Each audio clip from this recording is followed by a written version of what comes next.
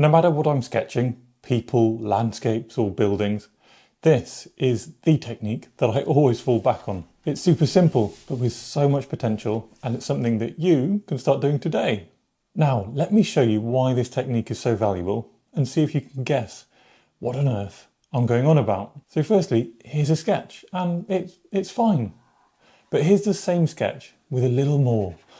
Now it has depth. This one, it's okay as well, but now it has texture.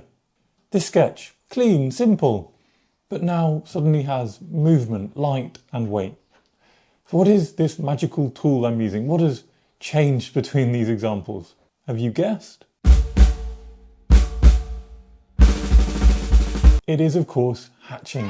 Beautiful, inky hatching. And it's not just a way to shade, it's a way to build form, create atmosphere, guide the eye around, and impart your own sense of style. If you struggle with hatching, maybe it feels too messy or unclear, I'm going to show you why that happens, and more importantly, how to fix it. Hatching isn't just some newfangled nonsense. Yes, I would say some of the best urban sketchers and abstract ink artists use it as a fundamental part of their skill set. But Leonardo da Vinci uses it to describe the human form. You'll see Rembrandt uses it for tonal range. St. Ronald Searle uses it for wild and bold character and texture. I personally don't like the idea of you should do this because we've always done it. That does feel like a bit of a road to nowhere. But in the case of hatching, I think there are loads of great reasons to add it to your art style. Firstly, it adds depth without colour. Even with a single pen sketch, hatching can create light and shadow, space and distance. Amazing for a quick capturing of a scene outside, for example. Second, it rescues my bad drawings. If my lines are too wobbly and I haven't quite got the proportions right, confident hatching can suddenly sort of anchor that, make it all work together. Third, it brings a lot of energy. Lines aren't just marks, they're this kind of sense of rhythm. And if your sketch feels flat, good hatching can, well, bring it to life. And finally, and seriously, it's fun. There's something very calm and meditative about building up a scene with repetitive marks. It slows you down and makes you focus and just gives you that slow sense of progress as an image gradually emerges. And once you get into that flow, hatching becomes one of the most satisfying parts of the process. Or at least it can, if we sort of understand the common problems and how to avoid them. So, what's going wrong with your hatching? Well, the biggest reason I see hatching going wrong is social media.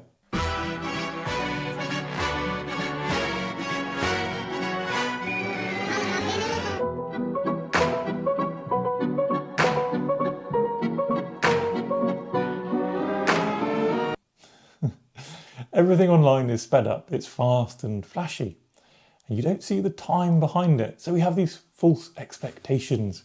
Real hatching needs to be calm and consistent and considered. And that's what tricks the eye, that's what gives it the illusion of texture and tone. It doesn't stand out too much because it's not too wild. The second reason, people often try to be very clever. But when you start out, pick a single direction. Vertical is my favourite, so vertical hatching.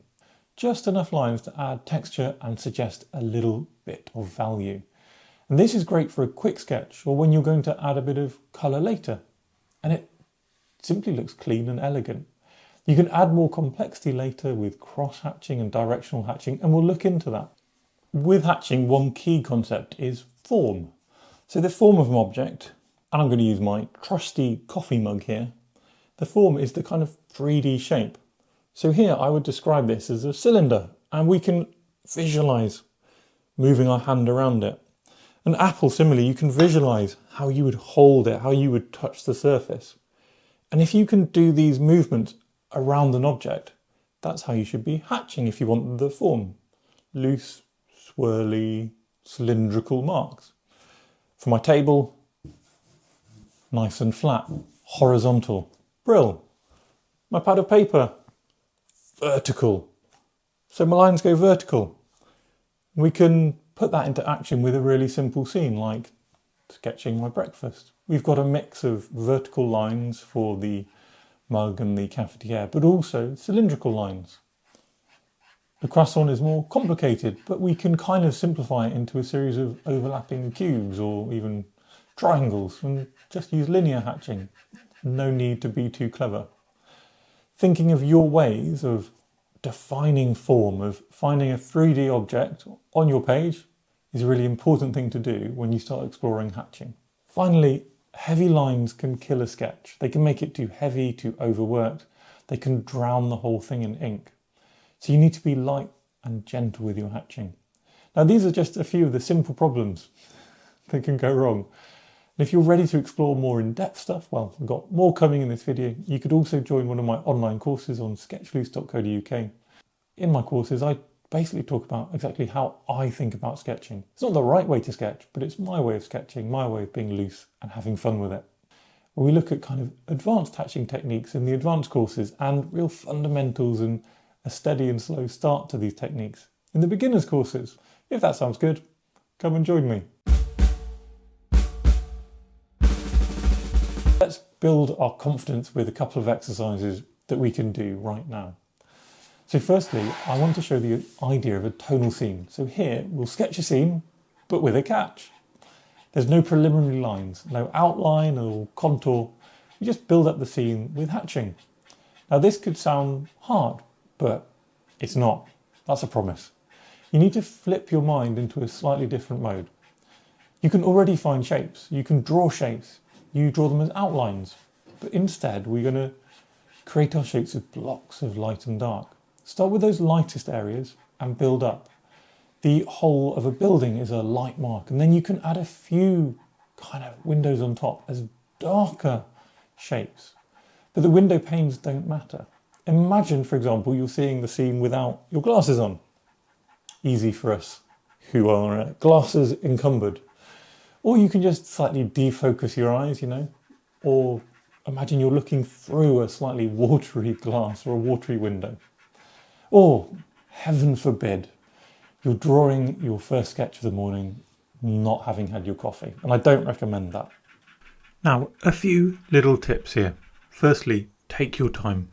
This is not a super quick process. Whatever my speeding up in previous parts of this video and everyone else's speeding up on Instagram and YouTube shows.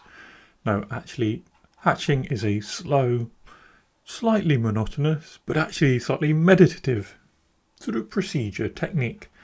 So if you're going to build a whole scene just from hatching, you're going to basically have to just expect it to take a little bit longer than normal. The second really key point here is to really observe. And I wasn't joking about taking your glasses off and doing it like that, because what we're looking for is that slightly impressionistic, fuzzy sense of the scene that just builds up from nothing, that just calmly sort of comes onto the page when you least expect it. Part of that also involves gradually building up the darkness. So we started with those lightest areas, but we then build into the contrast, adding the darkest marks as we move closer towards feeling like we are finished. And it's as we do that that the scene will emerge, not at the very beginning. And hopefully you can feel that here. I've obviously cut forward a little bit to where I've added a lot more darkness. And these dark areas help to refine sort of those lighter areas. This is the idea of negative space, where we're actually defining light or white parts of our page by adding darkness around them. Another really useful skill to work out, and one you can work out really well with hatching. Now, the next little tip is about longer hatching. So longer hatching is something we might often want to use in the surrounding to our scene, in the foreground and the background. And if you're anything like me, and since you're human, I imagine you're something like me, you'll find that some directions of hatching are much easier than others. And these long areas of hatching, where you're doing really long lines, will really show you the directions you are not so good at. Now for me, the easiest is like this, left to right. But if I was trying to do this bottom to top, without having rotated my page, Oh my word, I would be struggling. So instead I learn what I'm good at, what I'm not good at, and I rotate my page round. As we get towards the end, our marks get smaller and smaller, more specific and more specific. Almost, but not quite, like we're drawing the contour.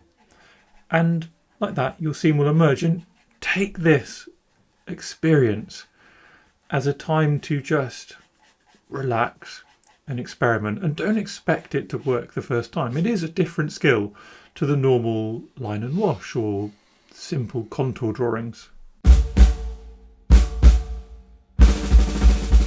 Next, abstract hatching. Pick a simple scene, or even just a simple object like a mug, a shoe, or a rubber duck. Keep the outline simple, and yes, you're allowed an outline this time. We're going to do the rest with a bit of abstract hatching. Really don't overthink your scene. This is one sort of based, I guess, on Mevagissey, little Cornish town on the coast down in the south of England, but really drawn from memory. And no, it doesn't fully make sense, but it's a nice and simple contour drawing. That's all we need for our purposes. Simple linear hatching is great for the calmer areas, and it helps build a little sense of depth in the 3 dimensions. Got to move around the image though, so we don't get too stuck. Then move on to some bold mosaic hatching. This creates background, it feels busy, it suggests a lot of detail and gives a fun and inky stylized appearance. I can't stress enough again, this takes time. Lots of little blocks, little mosaics building up into something. And I can hear the complaints already. Toby, you sped this up, you skipped bits out. And yes, absolutely, because it's very boring just watching me do this for 15 minutes, which is how long it really took. Back in the real world speed again, we can move on to other textures. So hatching can be linear, that's most of what I've talked about, but it can also be kind of textural, naturalistic, building up a sense of the surface. Here my swirly marks are my fun way of making ink styled water. And then linear hatching to help define the more cubic shapes of the boat. And then into the background we have what I'm now defining as some harbour walls and building them up with almost brick-like textures. All of this kind of working together to create what I think is quite a fun sense of light and dark. Bit of shadow here, bit of texture there, and also just a sense of fun on the page. The clouds, I know this is a controversial subject, but I do enjoy a little bit of an inked cloud. And again, we can use the idea of a form-like mark, like with our coffee mugs and things like that, to suggest cylindrical or spherical clouds hanging in the sky. As this is an exercise in hatching, I also again want to challenge myself with some of this longer hatching. And we can use it here to bring out those clouds a little bit more. See how if we carefully bring the edges of this hatching around our form, around that spherical form, it makes it push forward, it makes it jump forward. Again, we can use this long hatching as kind of negative space. It outlines even where we haven't got an outline. Again, this just takes so much time. This is something to do when you feel like just chilling out. Maybe listen to an audiobook or the radio and just create some repetitive marks on the page. The biggest thing we need to know is that we move our whole arm. To get these long marks, see how my entire arm is moving. If you just move your wrist, all you're going to do is get messy, curved, scribbly marks, which are going to be that overbold, overbearing mark that I was talking about as a potential mistake earlier on in the video. But if you take your time, move your whole arm, you'll find it quite enjoyable.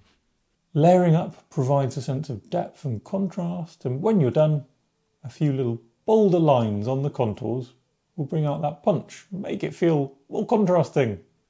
Just like with the previous exercise, this one is not done until it's done, and hopefully you can see that these last few refining, slightly bolder, restated contour lines suddenly just sell this image, or at least that's my interpretation. Adding in these bolder lines makes the structure come back, and all of these textures add an interesting, inky, fascinating mood. Then we've got exercise 3 and beyond. There are loads of exercises we could go into here, giving you a couple of my favourite ways. These are jumping in by creating simple studies to practice skills instead of just drawing a million boxes or creating large value scales. If you want to see an extended version with a couple more ideas, then check out the members area. For a cup of coffee a month, or the approximate price of a cup of coffee a month, you get access to a few extra videos which are a bit longer, and also seeing a lot of my videos quite a bit earlier than everyone else. Now, hatching might seem simple, and it is, but it's also one of the most powerful skills in sketching. It brings light and depth and energy, and once it clicks, your sketches will, well, let's say they'll never feel flat again. Doesn't that sound like a wonderful thing?